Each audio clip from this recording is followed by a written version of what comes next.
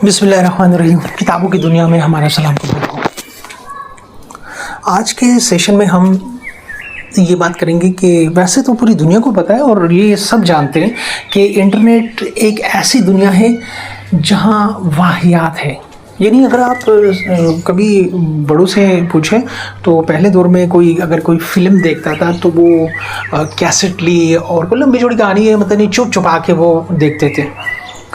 اور آج کل تو پوری دنیا کی فلمیں ایک موبائل میں اور وہ موبائل آپ کے جیب میں اور آپ کسی بھی کونے میں بیٹھ کے آپ کچھ بھی کر سکتے ہیں. اس کے ساتھ اچھے معاملات یہاں نہیں رکتے بلکہ انسانی خواہشات تو ایسی ہے کہ بے مہار گھوڑا ہے اور اس پہ کیسے کیسے خواہشات لوگ رکھتے ہیں. ویسے یہ باتیں میں اکثر بات کرتا ہوں تو میرے جن کے ساتھ میں بات کرتا ہوں تو میں ان کو پہلے کہہ دیتا ہوں کہ دیکھیں یہ میری عادت ہے کہ میں کسی چیز کو دیکھتا ہوں پھر میں اس پر ڈیپلی کھو جاتا ہوں. چند سال پہلے میں نے ایک دوست سے کہا تھا کہ دیکھیں فیس بک آپ استعمال کرتے ہیں, آپ کے بچے استعمال کرتے ہیں, لیکن میں آپ کو بتا دوں یہاں پر اس فیس بک میں الگ الگ مارکیٹس ہیں اور اس میں ہر قسم کی منڈیاں ہیں اور آپ کو پتہ بھی نہیں چلے گا کیونکہ ہم ایسے ہیں کہ ہمارے دور میں تو یہ فیس بک آیا ہے اور ہم اس کو زیادہ انٹرسٹ ہی نہیں لیتے بلکہ ضرورت کی کوئی چیز ہو گئی کیونکہ ہمارے پاس ٹائم نہیں ہوتا, سارے دن کام کر رہے ہوتے ہیں. لیکن یہ جو نئی نسل ہے, نئی جنریشن ہے, وہ اسکول مدرسے کے بعد وہ فری ہوتے ہیں. اب آدمی کے پاس کوئی کام نہیں ہوتا نا تو وہ پھر یہی کرتا ہے کہ بھائی یار کو ٹائم اسپینڈ کیا جائے کہیں بھی اور کہیں پر موبائل میں. ہمارے دور میں تو یہ کہ گلی کے نکڑ پہ گئے دوستوں کے ساتھ کوئی چھپن چھپائی کوئی دوسرا تیسرا چوتھا کھیل کھیل لیا. اب تو بچے اس چکر میں رہتے کہ ابا آئیں اور ہم موبائل سنیچیں اور جا کر دیکھ لیں. ابا حضور کو کیا پتا کہ کون کیا کدھر کر رہا ہے. میں خود فیس بک استعمال کرتا ہوں لیکن میں زیادہ وہ اس میں ڈیپلی نہیں جاتا. ہاں کسی چیز کو دیکھتا ہوں تو پھر اس کو زیادہ ڈیپلی دیکھتا ہوں تو میں نے دیکھا کہ اس نے غلط چیزیں. لیکن ایک خبر پڑی تو مجھے کافی حیرانگی ہوئی کہ ہمیں اپنی نوجوان نسلوں پہ نظر رکھنی چاہیے. ویسے دیکھتے ہیں خبر کے متعلق پھر اس کے بعد بات کرتے ہیں. نیوز ایجنسی کی تحقیقات میں انکشاف ہوا کہ انسٹاگرام ایسے اشتہار چلا رہا ہے جو چونکہ یہ خبر انڈیا سے تعلق رکھتی ہے تو انڈیا میں بچوں کے جنسی استحصال کو فروغ دیتے ہیں. یعنی آپ بچے کے ساتھ پیسے دے کر کچھ بھی کروا سکتے ہیں اور یہ آگے چل کر دیکھتے ہیں. نیوز ایجنسی کی تحقیقات میں انکشاف ہوا ہے کہ انڈیا میں انسٹاگرام ایسے پیڈس یعنی پیسے دے کے اشتہارات چلاتا رہتا ہے جن میں بچوں کے جنسی استحصال سے متعلق مواد کو فروغ دیا جاتا ہے.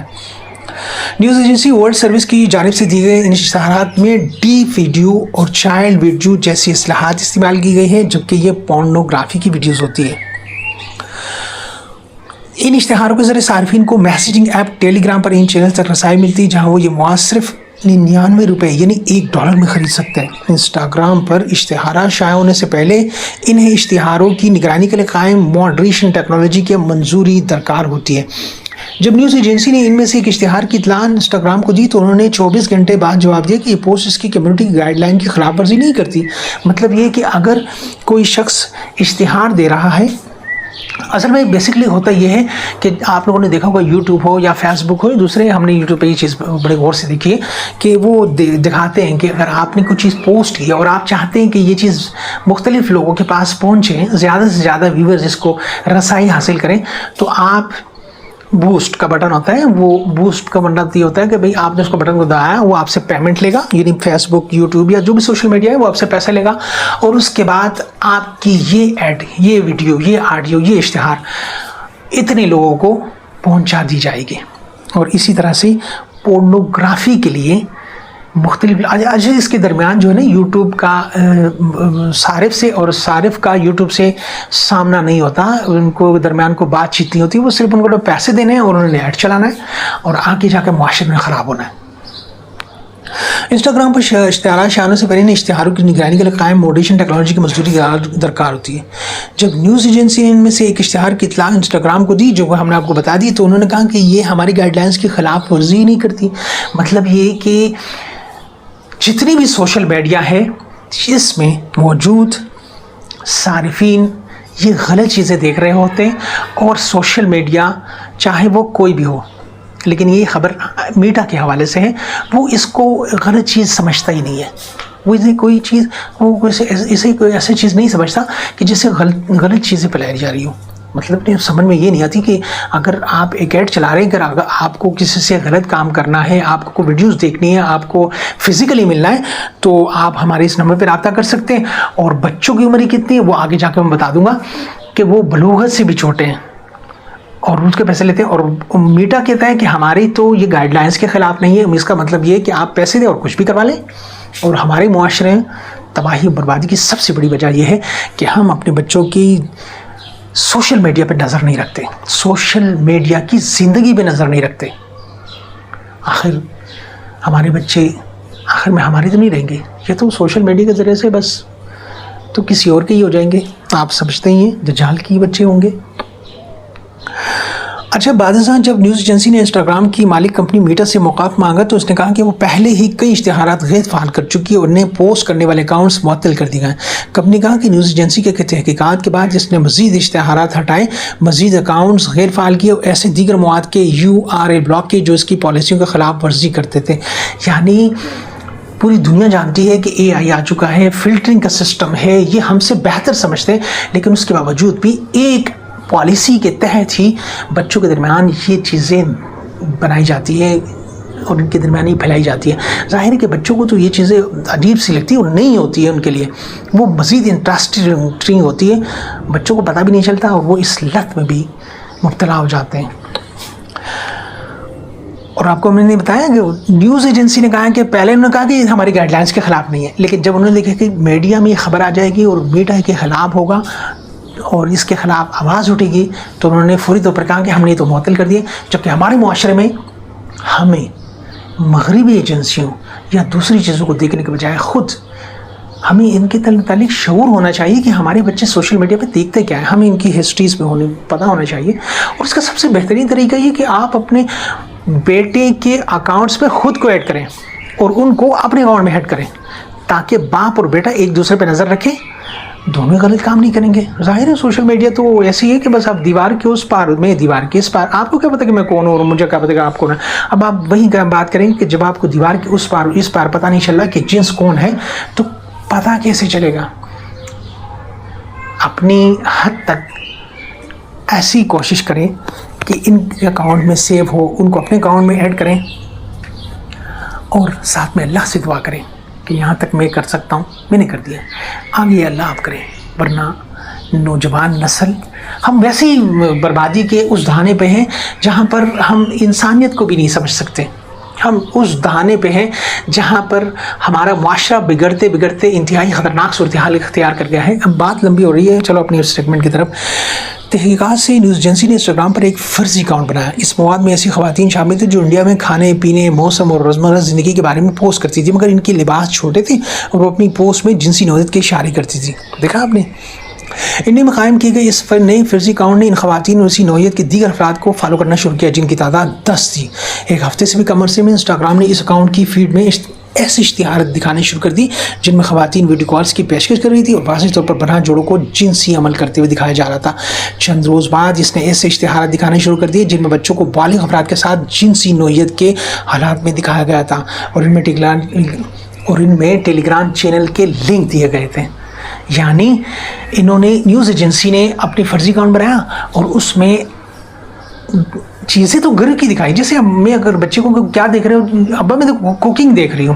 اچھا ہاں کوکنگ ظاہر وہ کوکنگ دے رہی ہے، لیکن اس کے درمیان میں جو خاتون کوکنگ کر رہی ہے یعنی جو کریکٹر ہے انہوں نے غلط اشارے کرنا شروع کر دیا. اب ہوا کیا کہ الگورتھم نے ان اشاروں کو سمجھ لیا اور انہوں نے وہ غلط اشتہارات لا کے یہاں پر لگا دیے کہ یہ جب دیکھ رہے ہوں گے اشارے کرنے کے بعد فوراً ایڈ چلے گی کہ آپ کو اگر کچھ مزے لینا ہے تو ہمارے پاس آئے، اور بس آپ کلک کریں گے، آپ کا بچہ کلک کرے گا. آپ نے تو دیکھ لیا کہ ہمارا بچہ تو صرف فوڈ دیکھ رہا ہے اور وہاں پر فٹ بال کھیلنا شروع ہو گیا. کہنے کا مقصد ہے کہ ہمیں ایجوکیٹڈ ہونا چاہیے.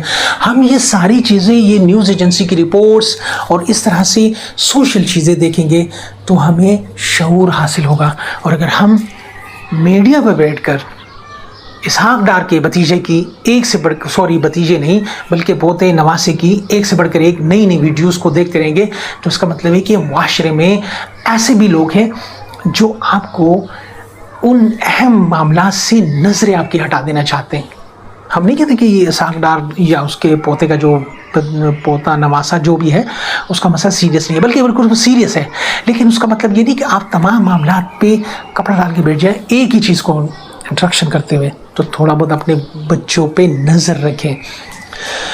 آگے لکھتے ہیں کہ مجموعی طور پر بچوں کے جنسی استحصال کو فروغ دینے کے لیے تقریباً 30 اشتہارات سامنے آئے. کتنے؟ 30 اشتہارات.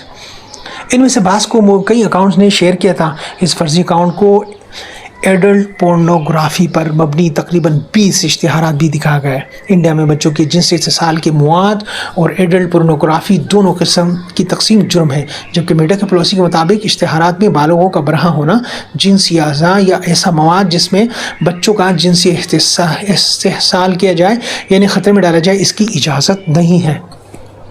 اصل میں سوشل میڈیا علاقے کے حساب سے کام کرتا ہے، یہ آپ سب کو ہم سے زیادہ بہتر پتا ہوگا، اور پھر وہ ان کو قوانین کے حساب سے وہاں پر فلٹریشن کی جاتی ہے. تو کیا میڈیا کو یہ چیز پتہ نہیں ہے؟ لیکن ان کو اصل پتہ ہے کہ ان کو یہ چیز سے تعلق نہیں ہے کہ مسلمان کا بچہ خراب ہو. وہ کہتے ہیں خراب ہو صحیح ہو، we don't care, we just want money, we just want struggling to getting money. ہمیں صرف پیسہ چاہیے، ہم صرف پیسے کے پجاری ہیں. اور ہمارے معاشرے میں لوگ، ہم نے بتایا نا کہ بچہ بڑا ہو گیا، اب وہ موبائل مانگ رہا ہے. پہلے تو گیم کھیل رہا تھا، پھر اس کے بعد انہوں نے ویڈیو دیکھنا شروع کی، اور بچہ آگے بڑھتا رہا اور والدین کو پتہ بھی نہیں چلا کہ بچہ ایسے لت میں گرفتار ہو چکا ہے. تو کم از کم ان چیزوں کی ایجوکیشن ہمارے بچوں کو ہونی چاہیے. ایک اشتہار میں ایک لڑکے اور لڑکی دونوں کی عمریں تقریباً 12 سال معلوم ہوتی تھی. جنسی عمل میں ملوث دکھایا گیا. ایک اور اشتہار میں ایک مرد کو ایک لڑکی کے گرد بازو رکھے دکھایا گیا، جبکہ مطلب میں کہا گیا کہ مرد کی عمر 52 سال اور لڑکی کی عمر 12 سال ہے. کیا مطلب اس چیز کا؟ آپ بہتر سمجھتے ہیں.